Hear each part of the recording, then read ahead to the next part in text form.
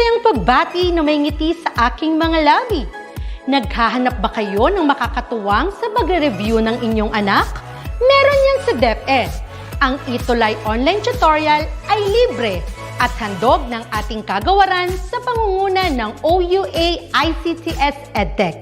Ito ay isang proyektong makatutulong sa mga mag-aaral, katuwang ang mga magulang o kasama sa kani-kanilang tahanan para masagutan at maunawaan ang mga modules. Hangad din ng programang ETUlay ang matulungan ang ating mga guro sa kanilang mga blended learning classes.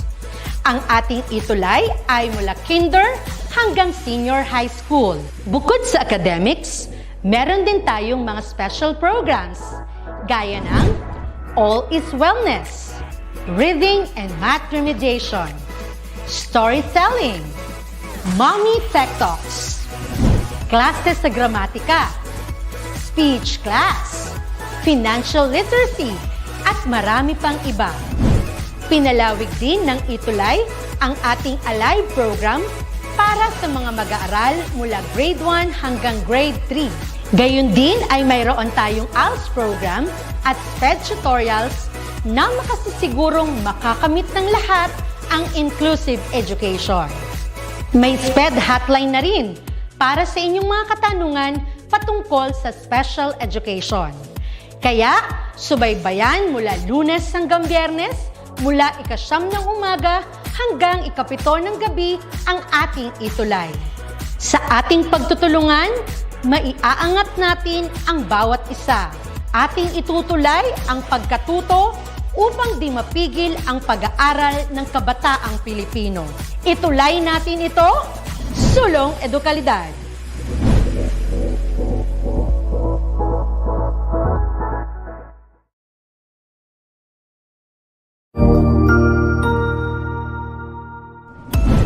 Mabuhay! Isang mapagpalang araw sa ating lahat. Ako ang inyong lingkod, Tutor Madge. Welcome sa ating ETUlay, ang ating libreng online tutorial na hatid ng ating kagawaran ng edukasyon, ICTS EdTech. Ang programang ito ay inaasahang makatutulong at maging karagdagang kaalaman sa mga mag-aaral mula kinder hanggang senior high school, ALS, Alive, at SPED learners. Bukod sa pagsagot ng mga modules, ang ETUlay ay may mga special programs din na siguradong aabangan ninyo araw-araw. Katuwang ang ating mga minamahal na mga magulang at guro ay maitutulay natin ang pagkatuto. Kaya, ihanda na ang inyong module, lapis, papel o kwaderno. Ihanda rin ang isip, mata at tenga sa isa na namang makabuluhang aralin. Tayo nang matuto kasama ang inyong volunteer online tutor sa oras na ito.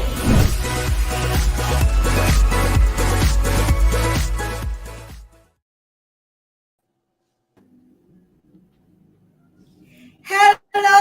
Good afternoon, Cuties! Okay, good afternoon, Sir Cuties from Luzon, Visayas, and Mindanao. Good afternoon, Tutor Ka. Yes, good afternoon, DepEd ETUlay Cuties. So, tingnan nga muna natin kung ang ating PowerPoint ay gumagana. Ayan. So, while waiting for our PowerPoint, let us greet our ETUlay Cuties from SDO Bugo City. We have SDO from Lipa City. Meron pa ba, Tutor Rom? We have also Cuties from SDO Malabon City. No, si Tutor Cutie Enrico. Actually, Yes. si Enrico nag-submit ng point sa akin yung assignment natin last episode, no? Nag-submit siya ng point. No, ang galing naman ni Tutor Enrico. Yes. So with that, let us start. We are on Quarter 3, Week 5, Philippine Politics and Governance, Module 5, Globalization and Transnationalism. Okay? I'm your tutor, Ka, from SDO Valenzuela. And I am Tutor Rom from SDO City of Bugo. Okay, and Tutor Rom, again, for the Tuty of the Week. Congratulations to Tutorom. Congratulations to James Maswangat from City of Bugos Senior High School for the third time, no, pangatlong pagkakataon na po to na naging Tuty of the Week si James Maswangat. Okay, congratulations to James Maswangat, to his principal, Dr. Ranolfo Lanyuhan, to their assistant school head, Dr. Norris Brehente. And congratulations to Schools Division of City of Bugo. Tutor ka? Yes, so congratulations. Ako, magkakaroon ata tayo ng Hall of Fame, di ba? Parang pag-apat ka ng beses naging Tuty of the Week, Hall of Fame na ba? Matatawag natin, Tutor Irom. Tama po Parang ba? ganun na nga, tutor ka. Okay, so Tuties, our dear Tuties, please invite your friends and always be with us. Join us every Thursday 4:40 to 5:20 here in Philippine Politics and Governance. Malay nyo, masama kayo sa Hall of Fame, di ba? Oo nga, Okay, tutor. so with that, let us review the previous lesson. So carefully read the following items. Write the letter of the correct answer. Tingnan natin kung naaalala pa nila ang ating lesson last week. So with that, okay, it is a type of power based upon community opinion, family position, honor, prestige, and patterns of consumption and lifestyle. Letter A, influence. Letter B, economic.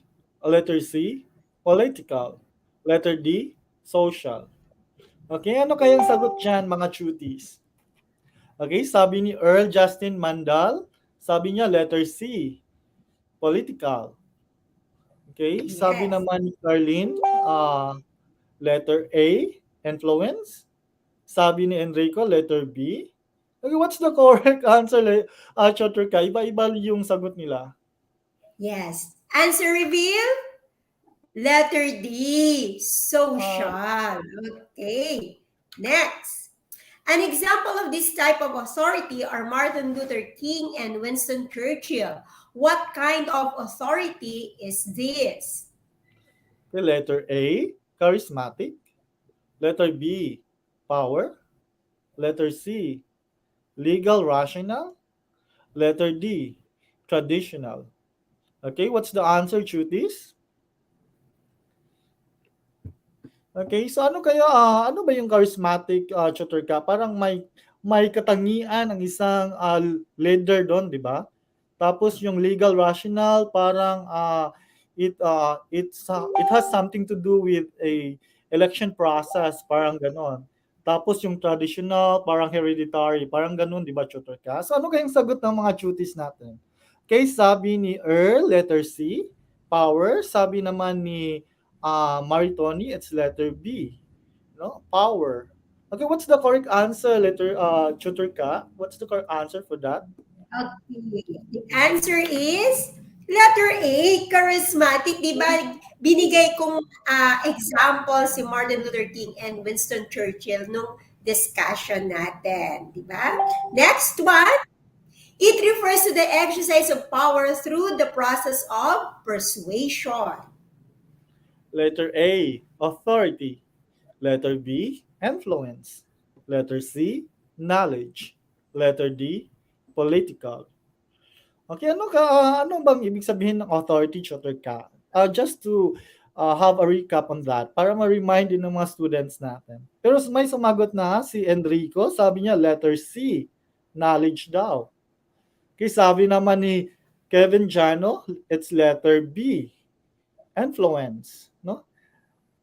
Okay, what's the correct answer, tutor ka?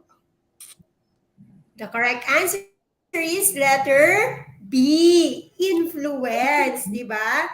So, ikaw ay process of persuasion di ba? Yung influence, kailangan mong kumbinsihin yung tao, okay? Next one.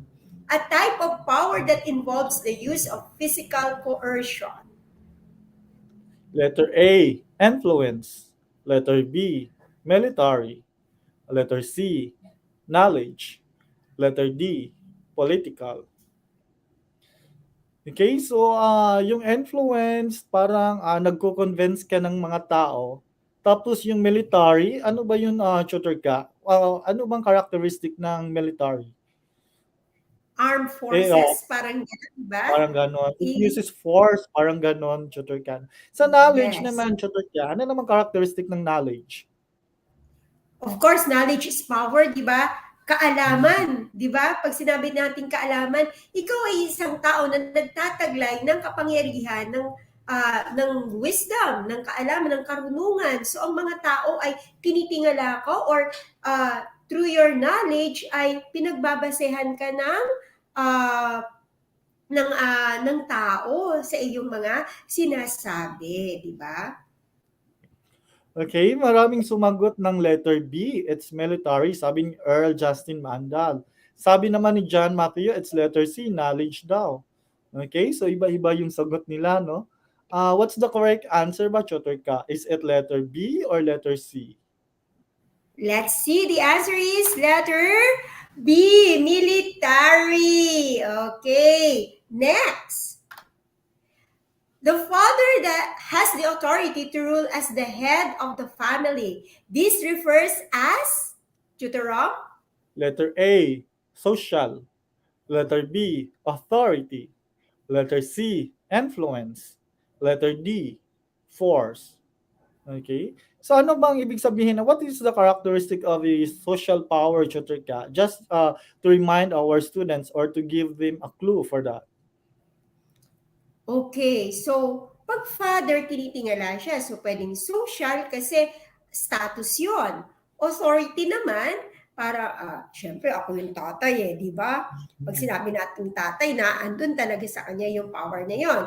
Influence, nakaka-influensya naman ng tatay. Pag sinabi na, pag nag-utos ang tatay, lahat ay susunod. Di ba? Pag force naman, sasabihin natin, aba, si tatay ito, baka mamaya mamalo. Di ba? Parang ganon. So, tingnan natin ang answer ng ating mga Mga cuties. cutie. Okay, sabi ng cutie natin from SDO Bugo, si Jess Angelo, sabi niya it's letter B, authority. Sabi naman ni John Lipon, it's letter B. Sabi naman ni Zern, it's letter C. So, iba-iba yung sagot nila, no? O, sabi naman ni John Matthew, it's letter C then. Okay, what's the correct answer ba, Tutorka? Is it letter B or letter C? Okay, let's see the answer. It's letter B, authority. Okay. So with that, Tutor Rom, let's go to our pre-activity. So siguro naman ang ating mga tuties ay may natutunan sa ating lesson last episode. So with it, let's go with our pre-activity. Carefully analyze the following pictures on your screen. Guess if what specific word best fits the theme of each photo shown. So, tingnan na po natin. Tutorom, tungkol kaya yan saan? Parang may globe, tapos parang may connection ba to sa partnership ng mga iba't ibang bansa? Parang grupo ng mga nations, parang ganon. Okay, let us see kung ano ba ang sagot ng mga cuties natin. Okay, sabi ni Enrico, Google daw. Oh, parang din naman Google, no? Parang ding logo ng Google yan, no? Globe? Yes. Okay. So ano pa ba mga cuties? Ano pa bang mako-connect nyo na sagot dyan? Sabi naman ni Leslie Diano from City of Bugo, sabi niya, globalization. Sabi naman ni Mary Erica Tuling, it's global. Okay, what's the correct answer ba, Chotorka? Okay, let's reveal the answer. It's globalization. Okay, di ba? Tama nga naman, global. Okay. Tutor, meron lang ako isa ditong comment. Natutuwa ako rito. Sabi ni Kevin Hudilia Diano, just roam around. Siguro, makinig yung globe. Sa iyo sinasabi ba, nakikinig ang ating mga cuties. May recall sa kanila. Next, eto Tutorom, tungkol kaya saan to? Parang networks ng iba't ibang tao, di ba? Parang we are informing or sharing information, no? Kasi nagko-connect-connect eh, parang may links, no? Nagli-link yung mga iba't ibang tao dito. So parang they are sharing information or they are chatting or parang parang they are communicating, parang ganun, no? So yun ang Yes. sa isip ko. Okay? Ano bang sagot diyan mga cuties, no? Ano bang word na iko-connect natin diyan sa picture na 'yan? Okay. Okay, sabi ni Tutor Jaira, Rome, connection. we would like to acknowledge the presence of our program head, Ma'am A. Okay, siya ay nanonood sa atin ngayon. O mga cuties, ang ating program head for humanities ay nandito kasama natin. So, what's the answer, Hello, Tutor Rom? Eileen.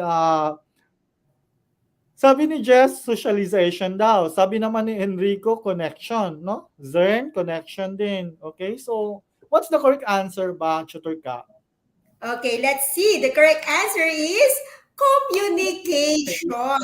Tutor Rom, naghahantay ako ng answer dito, Facebook. Buti na lang wala, di Actually, may ba? nakakuha po, Tutor Ka, no? Nakakuha si Erica at si Mark J. Fuentes. Sabi nila communication. Okay, may Yes. nakakuha naman ng tamang sagot. Okay, next one. Ito, Tutor Rom. What is this all Ah, about? iba't ibang klase ng sasakyan. May nakikita akong airplane, tapos parang may ship ata yan, no? Sa ibaba, sa gawing ibaba. Tapos Yes. parang may mga trucks at saka trains, no? So I think does it have something to do with a tourism or traveling or parang naghahatid ng mga goods? Parang ganun ata ang sa isip ko. Yeah. No? Oo nga eh. Ano kaya ang nasa isip ng mga cuties natin? Ah, Yes. sabi ni Jaira, traveling daw, no? Mahilig atang mag-travel si Jaira. Sabi naman ni Benedict, sabi niya, it's transportation. No? Sabi naman ni Kay, transportation. No, maraming Yes. sumagot ng transportation. Is it transportation, Tutor Ka? Tingnan Transportation. natin. Tingnan natin ang kanilang sagot kung tama. Yes, it's transportation. Transportation. Ayan. Next one. Ito, Ang Tutor. gagaling mag-connect ng mga cuties natin, no, sa picture. Magaling sila mag-interpret, no? Yes. Okay, dito nakikita ko parang symbol of currencies, no? Yung sa gitna, it's a symbol or a sign for dollar. Tapos yung sa pangatlong picture, parang sign ng euro ata yun, no? Yung currency ng euro. Tapos hindi ko hindi ako familiar sa unang picture. Pero parang currency ata yan. Currency ng Japan. Yen ba yan? Or South? Yan. Parang ganon. Okay, so ano kaya ang maiko-connect natin na word in relation to our topic for today na in relation to money, no? Parang trade or parang ganon. Ano kaya yan? Okay, ang sagot ng ating mga cuties, sabi ni Erica, currency daw, no?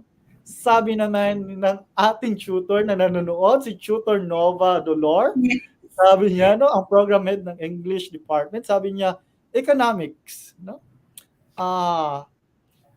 Economics ba yan, Tutor Ka? Tama kaya si Tutor Nova? Is it economics? Tingnan natin. Okay? Let us see. Economic. Ang galing. Okay. It's all about economic. Okay. So, this one. Ano kaya ito, Tutor Rom? Sa tingin ko, parang iba't ibang tao galing sa iba't ibang bayan, no? Para they are representing their countries kasi nagsusuot sila ng parang kanilang national costume, no? And they are parang ganon, no? Parang they are sharing their traits or beliefs or their traditions, no? So parang ganun ang tingin ko, no? Ah, parang they are also socializing, no? Parang ganun. So tingnan natin yung mga sagot ng ating mga cuties. Sabi ni Leslie Diano, nationalism. Sabi naman ni Tutor Nova again, socialization daw. No? Maraming sumasagot ng socialization, no? Parang socialization din naman nga. Sabi din ng isa nating cutie, unity daw, no? Kasi nagkakapit bisig yung mga kabataan dyan sa picture na yan. Okay, Yes. Tutor Ka, is it socialization? Is it unity? Or is it nationalism? May nakakuha ba Okay. ng tamang sagot, Tutor Ka? Okay, tingnan natin. It is cultural. Cultural Mukhang pala. malayo na sagot nila. Pero associated naman doon, di ba, Tutorom? So, Oo. sige. Bakit kaya cultural? Mamaya malalaman natin yan during our discussion. So, we go for our objectives. At the end of this session, the tutor should be able to explain the nature and meaning of globalization, evaluate the different types of globalization, and Tutorom, Write an ordinance that responds to the adverse effects of globalization. okay, so with that, let us, Tutor Rob. Okay, nagpapasalamat po kami sa SDO Manila for allowing us to use their module for Week 5 for Philippine Politics and Government. And governance. Okay, maraming salamat po SDO Manila for your module. Okay, Chotor ka? Okay, thank you very much, SDO Manila. And with that, we are on Module 5, Globalization and Transnationalism. Ano ba ang kahalagahan nito sa ating Philippine politics and governance? Ano ang role ng globalization and transnationalism?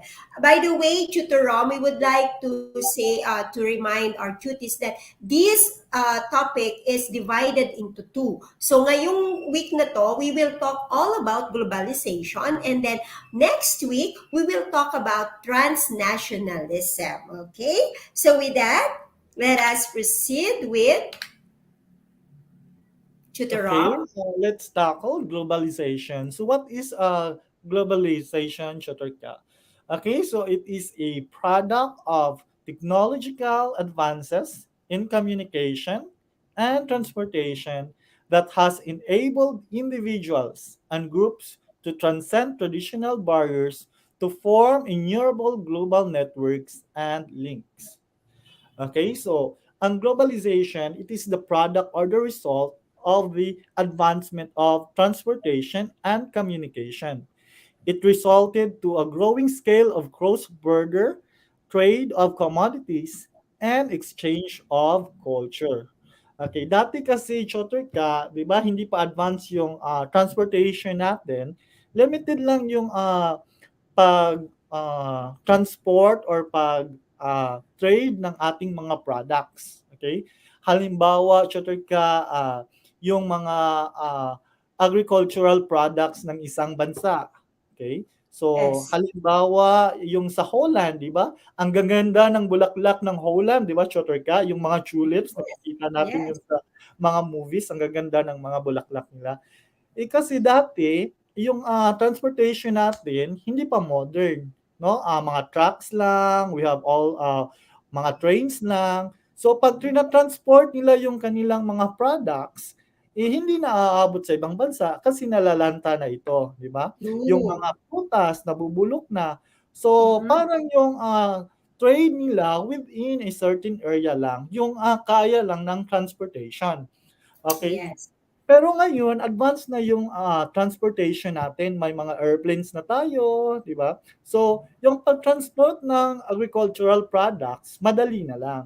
So, gaya natin sa Philippines, hindi naman natin kayang mag-produce ng mga bulaklak na kasing ganda ng sa Holland, di ba? Kasi sa yung mga halaman or mga bulaklak ng gaya ng tulips, nabubuhay lang sa malalamig na lugar, gaya ng Yes. Holland. So dapat kung gusto nating gumamit ng mga bulaklak ng Holland, ini-import natin 'yan. Okay? Ini-import natin 'yan galing ng Holland papunta ng Philippines. Okay? So dahil advanced na ang ating transportation, pwede na tayong mag-trade with other countries. 'Di ba, Tutor ka? Okay, tayo rin naman, the Philippines also, we also export agricultural products. No, marami tayong mga prutas na dito lang sa Pilipinas nabubuhay, or yung ibang bansa hindi nila kayang mag-produce ng mga oriental fruits, gaya ng mga saging, di ba? Sa Pilipinas, maganda ang growth ng saging, pero sa ibang bansa hindi naman ganoon kaganda. So, ini-export natin yung agricultural products natin sa US, no? Sa Europe, sa France, yung mga avocado natin, dinaladala natin yon. At yun ay resulta ng advancement of communication and transportation. At ang process na yon or ang phenomena na yon ay tinatawag nating globalization, no? Kasi there is already a cross-border trade of products and culture. So sa culture naman, tutor ka, okay? So yung kasi may advance na yung mga transportation natin, madali na tayong mag-travel. Okay? Tapos Yes. nag-travel tayo sa ibang bansa, yung mga culture nila, na-adapt natin. Di ba? Kung halimbawa tayo, nag-travel tayo ng Korea, di ba pag uwi natin dito, yung mga Korean products, binibili din natin kasi True.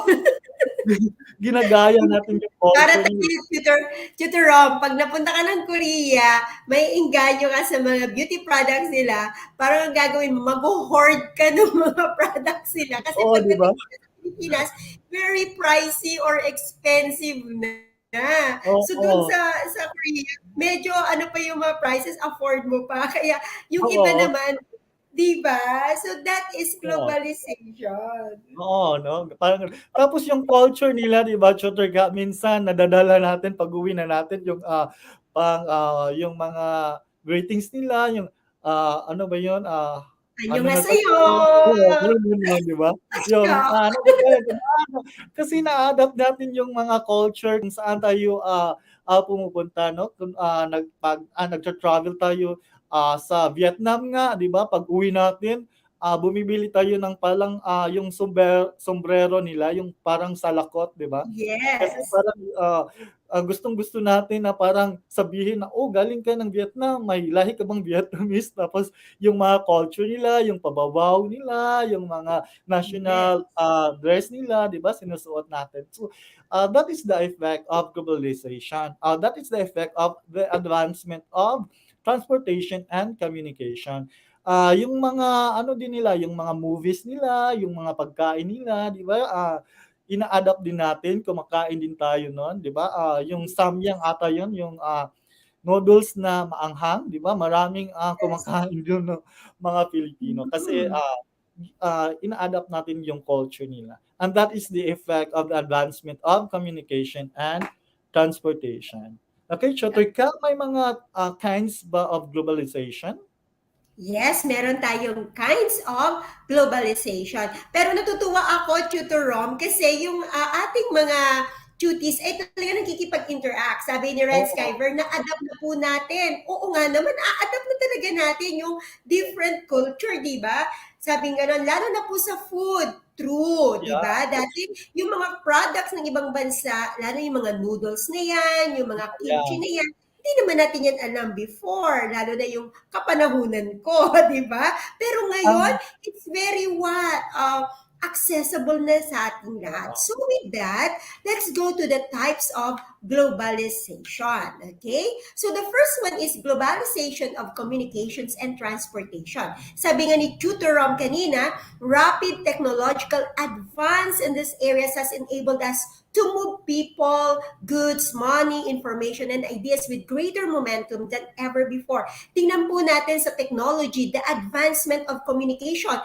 Before kasi, the fastest way of communicating is to telegram nung panahon namin. pupunta pa kami sa isang lugar, sa bayan, kung kami nakatira sa probinsya, pupunta pa kami sa bayan para lang pumunta sa isang store na merong nag-o-offer ng telegram. Or kaya, pag long distance telephone, which is the telephone only, di ba? Yung landline, yung may third party pa nun. Tapos, iikot-ikot mo pa yung number, di ba? Minsan may wrong number pa yon. So, yun yung communication before. But now, titingnan natin, it's so advanced. We have the Facebook, we have the different types of mobile phone, di ba? Mabilis yung advancement, mabilis yung turnover ng models ng mga phone ngayon. Look at yung Samsung, yung gamit natin ngayon ng mga phone, makikita mo, eventually,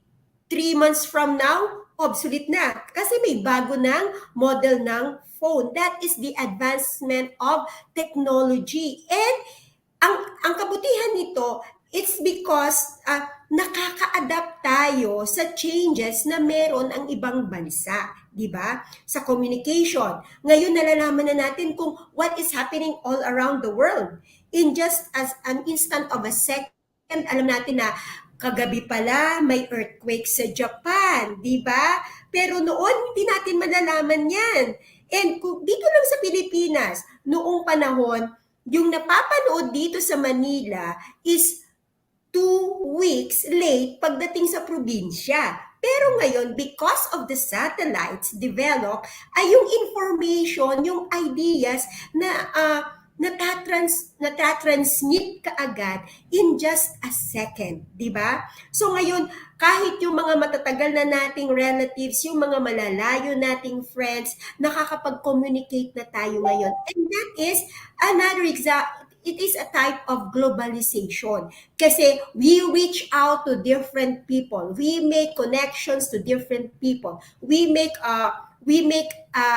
updated of what is happening to the different places all over the world. And that is the globalization of communications and transportation. Sa transportations, nakita natin yung development, di po ba? Sabi nga ni Tutorom kanina, yung pagdating ng trading, ng mga goods, di ba? Talagang noon talaga, hindi umaabot yung mga products ng ibang bansa sa atin. So, limited yung ating mga resources. Ganun din sa atin sa Philippines. So, yung economy ay nagkakaroon rin ng epekto, di ba? So there is a slow of economy progress nung mga panahon na yon na hindi pa nade-develop yung advanced technology. But right now, because of the advanced technology in transportation, mas natatransport natin yung mga goods natin in a fastest way. At the same time, yung mga goods na yun like yung fruits, yung vegetables, ay makakarating sa ibang lugar na fresh pa.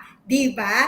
So with that, yung rapid technology ng sa transportation is just like the bullet train in Japan. Diba? Talagang nako, nasa bucket list ko yan, Tutor Rob. Pag pumunta ako ng Japan, sasakay talaga ako ng bullet train. Advancement of transportation, globalization, at malay nyo, baka dito sa Pilipinas, magkaroon na rin ng bullet train, di ba? So from Tawi-Tawi down to Manila, in just a splash of seconds lang, makakapunta na, mapupunta na rito yung goods ng Tawi-Tawi, yung goods ng Manila, in just a second, mapupunta na rin sa Tawi-Tawi. So that is one type of globalization, the communications and transportation. Okay?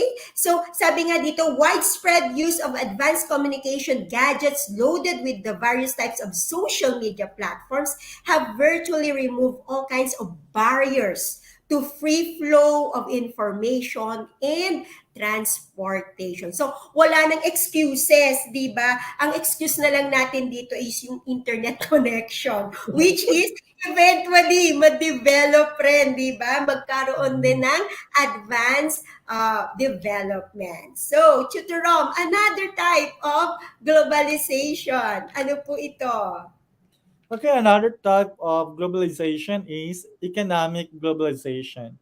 It is the widespread international movement of goods, capital, services, technology, and information resulting from the increasing economic integration and interdependence of national, regional, and local economies across the world through an intensification of cross-border trade. Okay? So yun nga ang sabi namin kanina dahil sa advancement of technology, transportation and communication, parang limitless na yung transfer of goods. Okay? So in economic globalization, this is the transfer of goods between countries. Kasi may mga goods naman na hindi kayang i-produce ng isang bansa. 'Di ba, Chotter ka? Gaya ng Yes. mga semiconductors, no? Semiconductors ang magaling or ang mga bansa na nagpo-produce ng mga semiconductors or mga electronic products is Japan, Taiwan, 'di ba? So, tayo naman sa Philippines, yung mga products naman natin, yung mga agricultural products naman natin, yun din ang as an exchange, no? Yun din ang mga products na iti-trade natin sa ibang bansa na hindi rin nila kayang mag-produce ng mga fruits or agricultural products na gaya din sa atin. Gaya ng mga saging, no? Ang US siguro hindi masyadong hindi masyadong malaki ang production nila ng mga bananas, no? Kasi it is an oriental product. So tayo yung nag-export ng bananas sa United States. In exchange naman, yung mga products ng United States, gaya ng mga damit, yung gaya ng mga canned goods, yun naman ang in-exchange nila sa ating mga goods. Di ba, Chotter ka? Di ba? Parang ganun. Yes. So parang ang isang bansa, in order na makuha niya yung mga needs na products niya na hindi niya kayang i-produce, nakikipag-exchange siya ng products sa ibang bansa. Okay? Yung iba naman, hindi lang sa products, no? Hindi lang sa products or sa goods ang scope ng economic globalization. It also involves the services of the population.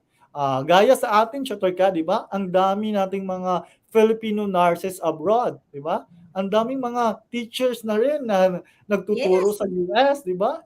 In demand naman talaga ang mga Pinoy, no? Ang galing ng Pinoy, ang talento ng Pinoy ay pang world class talaga, di ba? Yes. Tapos may mga foreigners din na yung mga talents din nila kailangan din natin, di ba? Gaya or halimbawa ng mga technologies, di ba? Kasi sa ibang bansa, advanced yung technology nila. So we True. need their expertise in order to help us make the updates or the upgrades of our technology in our country. So, gaya na sa Japan, no? May mga Japanese investors tayo or mga consultants tayo na nagtatrabaho din dito sa ating bansa upang turuan din ang mga Pinoy para mag-upgrade sa atin at mag-upgrade ng ating technology. Di ba, Chutoy ka? Uh, Yes. ano pa ba, Tutor ka? Ano pa ba ang nasa economic globalization? Maliban sa mga goods, mga services, technology, ano pa ba ang trade natin? Another Tinitrade? one is yung education, tutorom. Yeah. Kasama yun sa Oh, yeah, that's economic correct. globalization. Kasi nowadays, nagkakaroon na tayo ng student exchange Yes. program. Which is, maganda yon kasi kung ano yung nalalaman ng mga exchange student in the different countries na kanilang pinupuntahan, ina-adapt nila yung best practices na iyon, ay ina-adapt nila when they return to their corresponding country, di ba? Katulad sa atin, okay? So, meron ako very short lang. Yung aking pamangkin ay naging exchange student sa sa Japan. So, nung bumalik siya rito, he shared yung kanyang nalalaman sa agricultural. Nakakatuwa, no? Industrial yung Japan, pero yung technology ng cultural ay dinala rito. So, now sa farming, ay ina-adapt na yun ngayon. So, hindi lang goods, hindi lang services, pati education kasama sa economic globalization.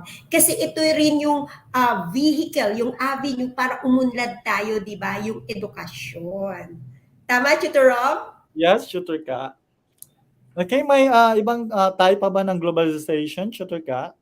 Yes, and the last one is cultural globalization. This is phenomenon. Pag sinabi nating phenomenon, unexplainable, by which the experience of everyday life as influenced by the diffusion of commodities and ideas reflects a standardization of cultural expressions around the world.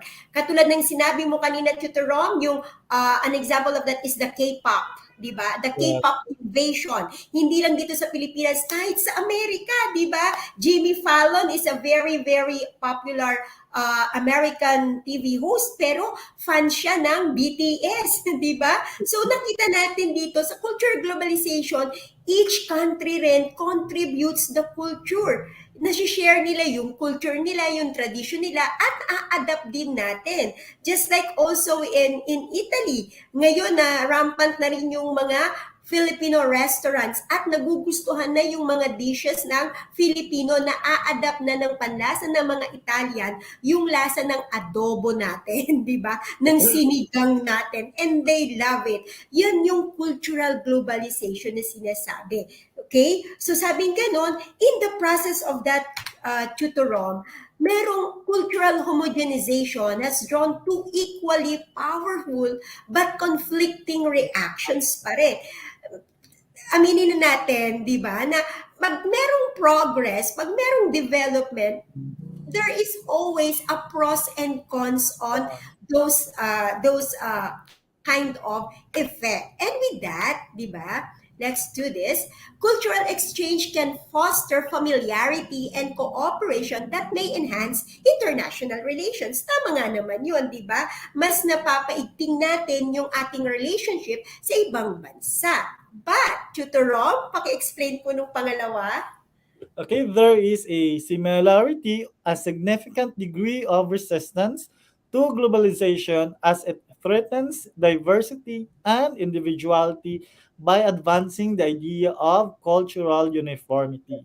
Okay, di ba, Chotoy ka, pag globalization, yung ibang bansa, ina-adapt na nila yung culture ng ibang bansa. So parang yung identity ng bansa na nag-adapt ng culture, nawawala na. No? Parang namamatay na yung culture nila. Tapos yung inadapt nila na culture, parang magiging culture na ng lahat. So there is already a uniformity of culture. Kasi ina-adapt na ng ibang bansa yung culture ng isang bansa. Yun ang isang disadvantage ng globalization. Okay, di ba? Nawawala yung individual identity, no, Yes. Tutor Rom? And with that, let's do the fast pace of post activity. Carefully read the following items. Write the letter of the correct answer. So, fast pace na tayo, Tutor Rom. Titingnan na lang natin kung ano ang reactions ng ating mga tuties. Which type of globalization fosters interdependence through an increase in international trade and rapid improvements in transportation and communications technology? Letter A, cultural globalization. Letter B, political globalization. Letter C, economic globalization. Letter D, technological globalization. Okay, Tutor Rom. And the Ka? answer is letter Letter C. C, economic globalization. Okay, number 2. Most people associate globalization with the process of economic integration and interdependence. What is the reason behind this? Letter A, globalization is just a fad. Letter B, globalization is a product of modernity. Letter C, globalization is a purely economic phenomenon. Letter D, Most academics define globalization in economic sense. Okay, what's the Okay. answer, Tutor Ka? And the answer is letter D. Most academics define globalization in economic sense. Okay? So, Chutis, keep on typing your answers. Nakikita po namin yan. Okay? Number 3, globalization is not a new phenomenon as it has been around since the age of exploration in the 15th to the 17th centuries. However, this process gained momentum in the 20th century. Which of the following is considered as an important catalyst for its growth? Letter A, outbreak of two major world wars. Letter B, rapid increase in global population. Letter C, decline in the power of the nation state. Letter D, advances in transportation and communications technology. And Okay, the what's answer the is answer, Tutor Ka?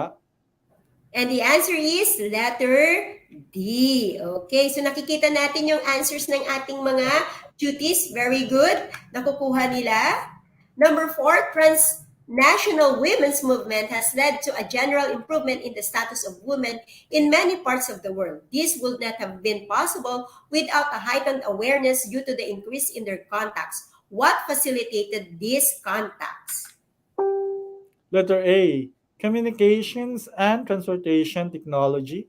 Letter B, global trading blocks. Letter C, international trade agreements. Letter D, regional value chain. Okay, what's the answer, Tutor Ka? The answer is letter A. Okay, very good ang ating mga duties. Okay, next, last. This phenomenon is quite recent and is largely the result of the aggressive marketing campaign of the Korean entertainment industry to promote Korean culture through the use of various media such as television, films, music, and the like. Letter A, cultural globalization. Letter B, economic globalization. Letter C, communications and transportation globalization. Letter D, cultural transitionalism. What's the answer, Tutor Ka? The answer is letter A. Ayan. So, nakuha ng ating mga duties ang mga tamang sagot. And with that, these are your humanities second quarter tutors. And I am Tutor Ka, kaalaman, karunungan, kapaki-pakinabang sa iyong kinabukasan. Tutor Rom? And this is Tutor Rom saying, if you want to learn, just roam around. And with that, Diyos mabalos sa Indogabos. Danghang salamat kaninyong tanan. We thank you for joining us. Up next, Pulso ng Kabataan with Tutor Janine And and Tutor Edson for Pulso ng Kabataan. Paalam!